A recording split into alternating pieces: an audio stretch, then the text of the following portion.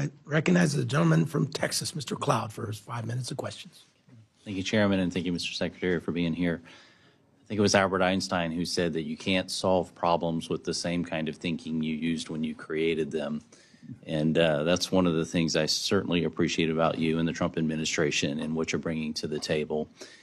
For a long time, we've seen the managed decline of America. And while many who run for positions that we hold will campaign on the need to do something, what we've seen is too often, and even because some of the politicking we've seen today, for the sake of politics, we've not been able to do the big, hard things that we need to change course and get us out of the $36 trillion debt pathway and growing pathway that we're on, leading to that wall that you talked about.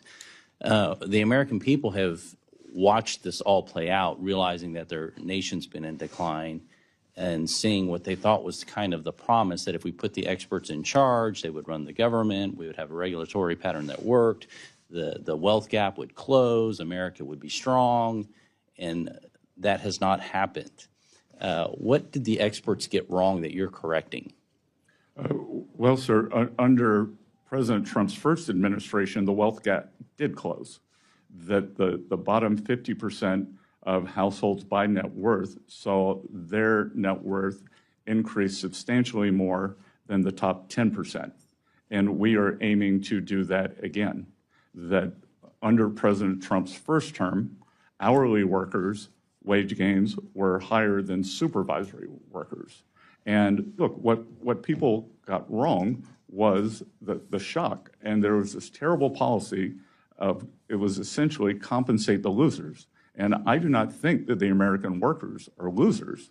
They were simply cast aside as the necessary collateral damage in this unfettered free trade.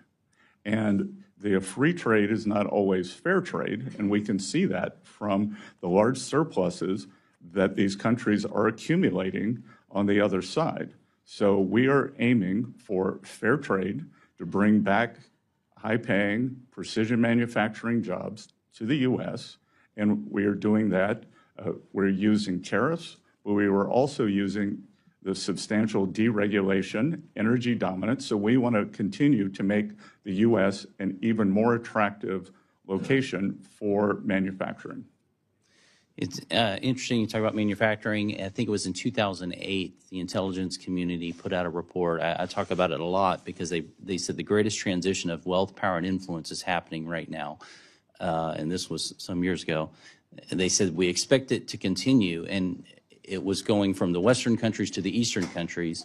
And they said it was happening because we were sending manufacturing overseas and we were sending oil and gas revenues overseas. And yet they said it was like an unsolvable solution, yet we have the Trump administration who's coming in and solving what seems to be not an easy solution, but a very clear solution in bringing manufacturing back and bringing oil and gas back. And appreciate it. I wanted to ask you, because there was a comment about the bond markets, and certainly that's really is a concern. We need to make sure that they stay strong and that the dollar stays strong. Are the bond markets more affected by the tariffs and the concern we see in them now? Are they more affected by the tariffs or out of control debt and the fact that Congress can't seem to get our fiscal house in order?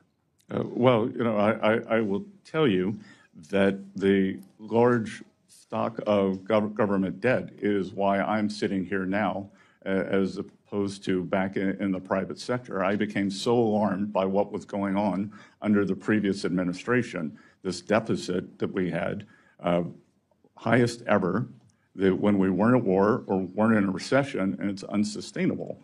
And I thought it was deeply cynical.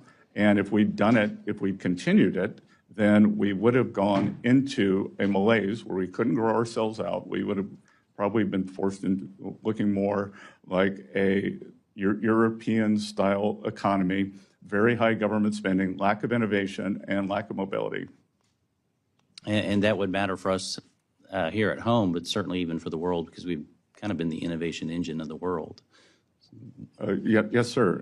But what we've created in the U.S. is this barbell economy, and the Trump administration is attempting to remedy that. On one side, we have financial services and the tech sector, which are forward-looking and the envy of the world. On the other side, we are a natural resources economy led by energy, which the previous administration, they stopped permitting for LNG facilities. But the arc in between is what we are missing, are these manufacturing jobs, and that's what we are trying to bring back. Thank you, Mr. Secretary. Thank you. The chair now recognizes the gentleman from Maryland.